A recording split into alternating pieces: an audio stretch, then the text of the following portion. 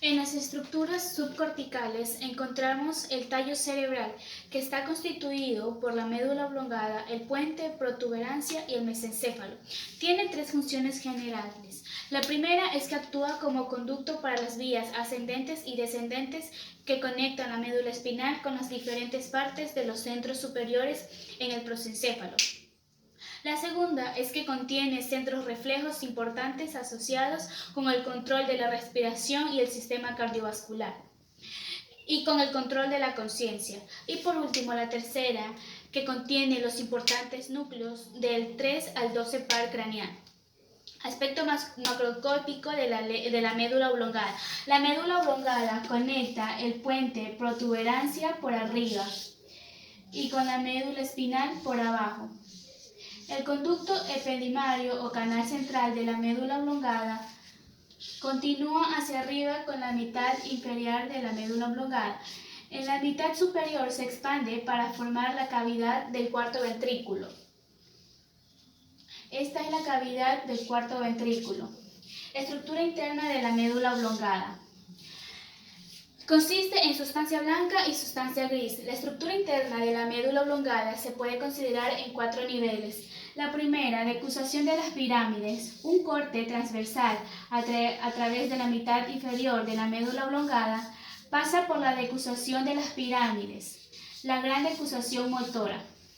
La decusación de los lemniscos, un corte a través de la mitad inferior de la médula oblongada, un poco por encima del nivel de la decusación de las pirámides, pasa a través de la decusación de los lemniscos, la gran decusación sensitiva.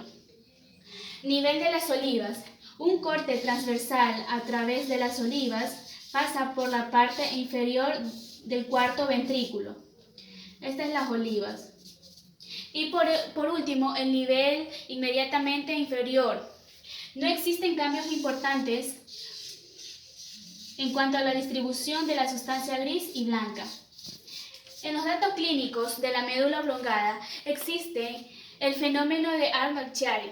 Esta es una malformación con una anomalía congénita en la que existe una hernia de las amígdalas del cerebelo y la médula oblongada a través del agujero magno en el canal vertebral. Esto origina el bloqueo de las salidas para el líquido cefalorraquídeo en la raíz del cuarto ventrículo, que es por aquí, en la raíz del cuarto ventrículo. Aspecto macroscópico del puente protuberancia. El puente protuberancia es posterior al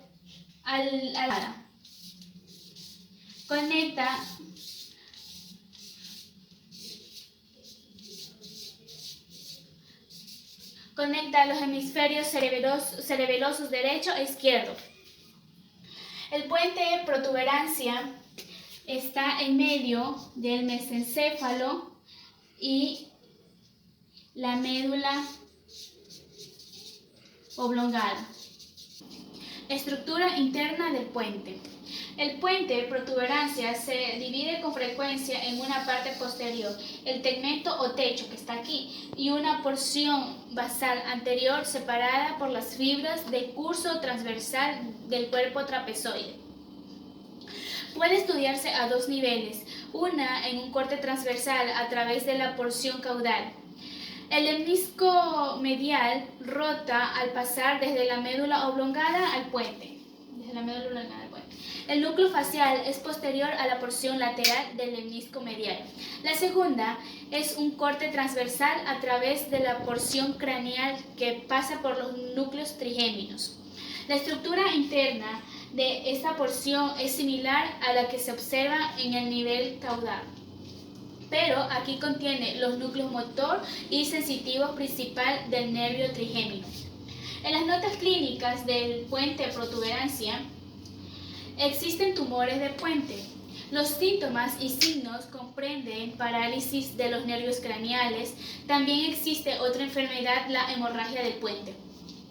El puente está irrigado por la arteria basilar y las arterias y las arterias inferior, superior e inferior. Aspecto macroscópico del mesencéfalo. El mesencéfalo está atravesado por un canal estrecho, el acueducto cerebral, lleno de líquido cefalorraquídeo.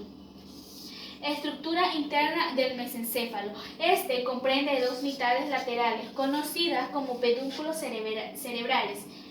Cada uno de ellos está dividido en una parte anterior, el pie peduncular, y una parte posterior, el tegmento o techo del mesencéfalo. En el corte transversal del mesencéfalo, a nivel de los folículos inferiores, consiste en un núcleo grande de sustancia gris que está situado debajo de la elevación superficial correspondiente y forma la vía auditiva. En el corte transversal del mesencéfalo, en el nivel de los folículos superiores, dice que es un núcleo grande de sustancia gris situado debajo de la elevación superficial correspondiente. Forma parte de los El tálamo es una gran masa ovoide de materia gris que forma la mayor parte del diencéfalo. Existen dos tálamos, cada uno situado a cada lado del tercer ventrículo. El tálamo está cubierto en su superficie superior por una delgada capa de materia blanca denominada capa zonal, que es por aquí, y en su superficie lateral por una lámina medular externa. La materia del tálamo está dividida por una lámina vertical de materia blanca, la lámina medular interna. De aquí. En la parte anterosuperior, la lámina medular se divide, simulando una forma de Y, y las partes laterales se sitúan a los lados de la Y. El tálamo es una importante estación de conexión para dos circuitos axonales sensitivo-motores que implican al cerebelo y a los núcleos basales. El circuito cerebelorrubro tálamo corticopróntico cerebeloso y el circuito cortico estriado cortical. Ambos son necesarios para el movimiento voluntario normal. En las funciones del tálamo, dice que está constituido por una complicada colección de células nerviosas que se sitúan en el centro del cerebro y que están interconectadas.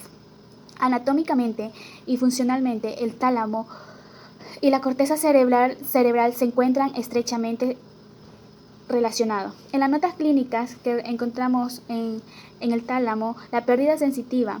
Esta es una lesión que suele ser el resultado de trombosis o hemorragias de una de las arterias que irrigan al tálamo. El término los ganglios basales o núcleos basales se aplica a un conjunto de masas de sustancia gris situadas dentro de cada hemisferio cerebral. Son el cuerpo estriado, el núcleo amigdalino y el claustro.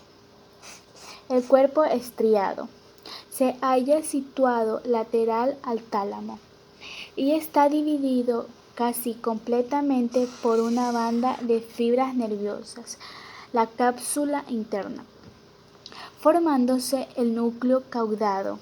Este es el núcleo caudado y este es el núcleo lenticular. El núcleo caudado es una gran masa de forma de C de sustancia gris que está relacionado con el ventrículo lateral y se encuentra lateral al tálamo.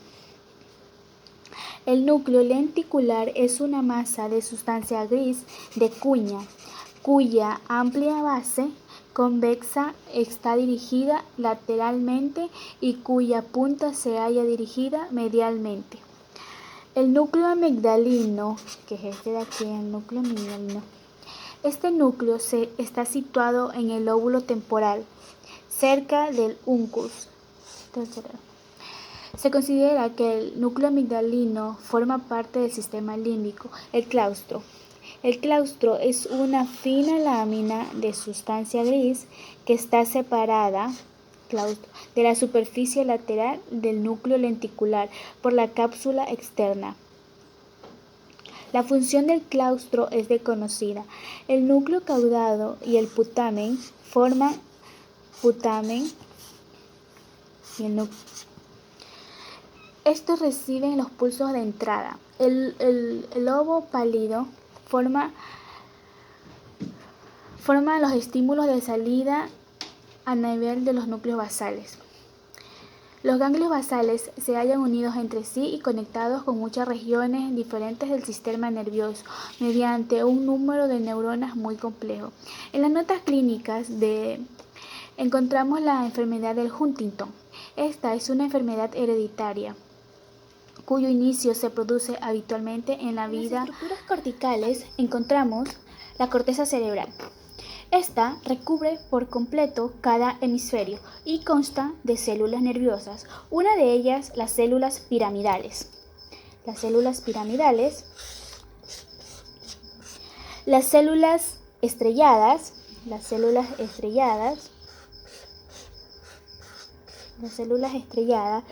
células fusiformes, las células horizontal del Cajal y las células Martinotti.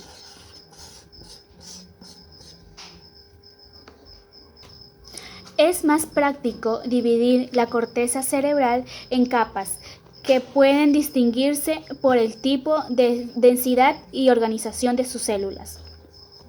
Primera capa molecular. La capa plexiforme. Es la capa más superficial. Aquí en esta capa molecular trabajan las células piramidales, las células fusiformes y las células estrelladas y la célula de Martinotti. La capa granulosa externa, que es la segunda, comprende un gran número de células piramidales y células estrelladas. La capa piramidal externa, formada por células piramidales, y el tamaño de sus células aumenta. La capa granulosa interna, que es la cuarta, formada por células estrelladas de manera compacta. Aquí encontramos un conjunto de banda externa. La capa ganglionar, es esta de aquí, contiene células piramidales muy grandes y de tamaño intermedio. La capa multiforme, aquí encontramos las células de Martinotti. Estas células son muy evidentes en esta capa. El lóbulo frontal. En el área precentral se divide en región posterior y anterior. La región posterior se conoce como el área motora o el área 4 de Brodmann. Esta ocupa la circunvolución precentral. El área anterior o área 4 de Brodmann forma las áreas 44 y 45 del lenguaje de Broca. En la circunvolución frontal inferior, área de Broca. El área del lenguaje de Broca participa en la formación de la palabra. El lóbulo parietal. Aquí. El área somestésica primaria ocupa la circunvolución precentral en la superficie lateral del hemisferio. Utiliza las áreas 3, 2 y 1. En el área somestésica secundaria se encuentra en el labio superior de la rama posterior del surco lateral. El área de asociación somestésica ocupa el lóbulo parietal superior y se extiende por la superficie medial del hemisferio. Áreas de Brodmann 5 y 7. El lóbulo occipital. El área visual primaria se halla situada en las paredes de la parte posterior del surco calcáreo y en ocasiones se extiende rodeando el polo occipital en la superficie lateral del hemisferio.